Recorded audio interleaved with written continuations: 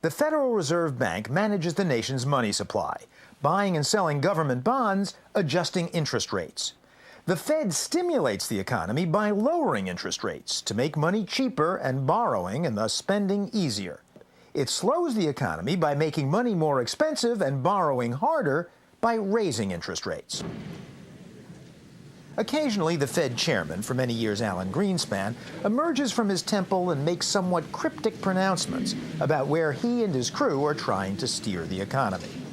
For if the tentative indications that the contraction phase of this business cycle is drawing to a close are ultimately confirmed, we will have experienced a significantly milder downturn than the long history of business cycles would have led us to expect. Now, if you don't fully get this, you're hardly alone. But the basic problem is simple: how to steer a course between inflation and recession. He reminds me of a famous passage in the Odyssey that describes Ulysses trying to negotiate a passage between two rocks, two great dangerous rocks. In the Odyssey, one of these rocks harbored Scylla, a six-headed monster who liked to eat passing sailors.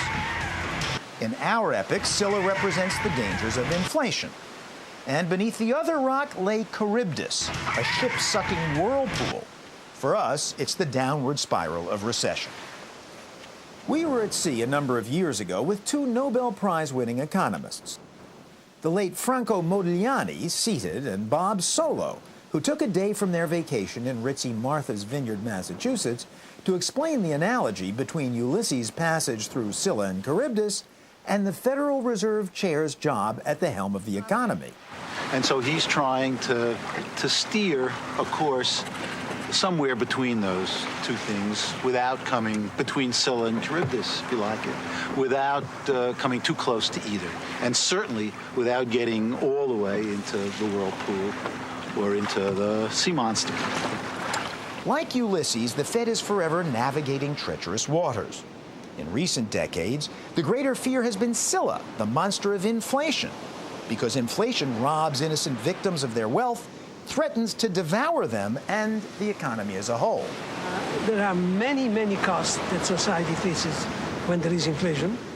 When inflation was high, people like our local charter captain, for example, found that if they wanted to buy a boat, they would face the impossibly high interest payments that inflation brought.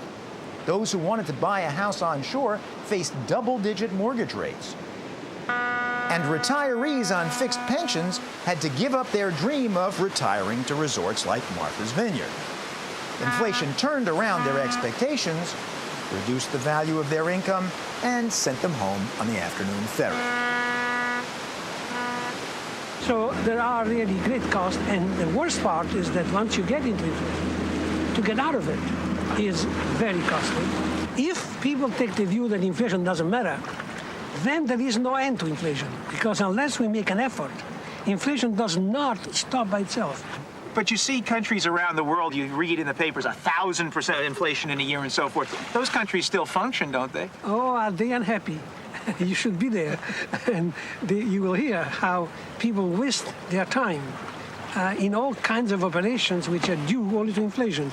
Spending quickly, investing, never having a penny in your pocket because it loses value. Does the country know that? Some years ago, Professor Jeffrey Sachs saw the misery of inflation firsthand in the South American country of Bolivia, several of whose politicians had taken a course with Sachs at Harvard. That's really a relief, because there was one pretty bad week 2 weeks back. When Sachs was hired, Bolivia was in turmoil, due largely to rampant inflation. Prices were doubling almost every month, and there were huge stacks of currency to make any transaction. The first thing I saw when I arrived in La Paz was an old man counting out 30,000 pesos to buy a piece of chewing gum. In the 1980s, Bolivia's annual inflation rate reached 50,000%, one of the highest in recorded history. To an economist, The reason was obvious. It's writ large everywhere you turn around that it's money printing which drives the prices. There's nothing subtle about it. So one tries to devise policies that can help them in a short term get away from the need to print money. So first, Sachs stopped the currency presses. He then advised the government to curb its deficit spending on money-losing government-run tin mines, for example. But tight economic policies like these create their own problem. The tin miners took to the streets to protest the fact that they were about to be unemployed. Back in the U.S., when the Federal Reserve fears that the Scylla of inflation is about to rear its ugly heads here, it comes about, clamps down on the money supply, and sets sail in the direction of a slower economy. But then the danger is that we will get sucked into the Charybdis of recession.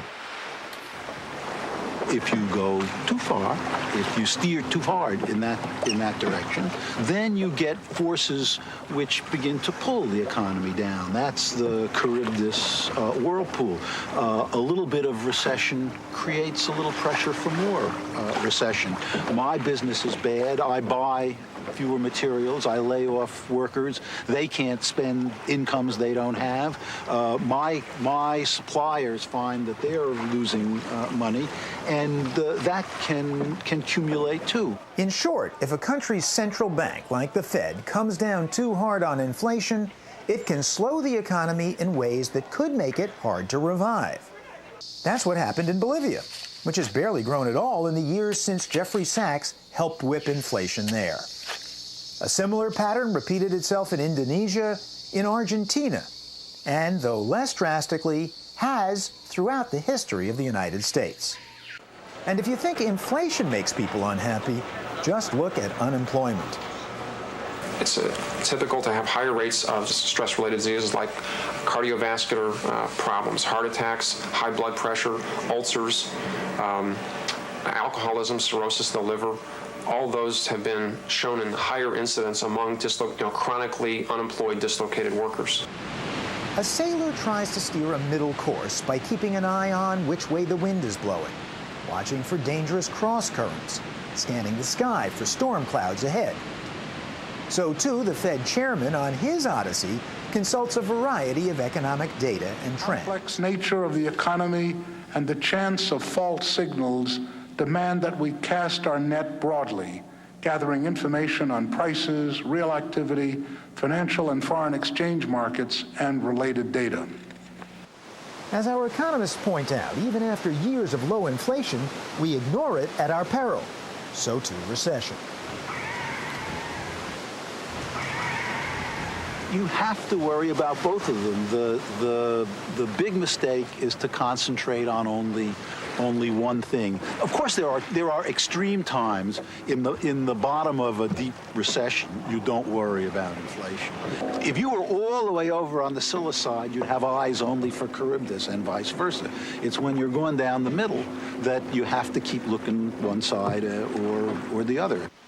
And so that's what we're always hoping, that the Fed can guide us safely through these dire straits to the land of low inflation and continued growth with no recession in sight.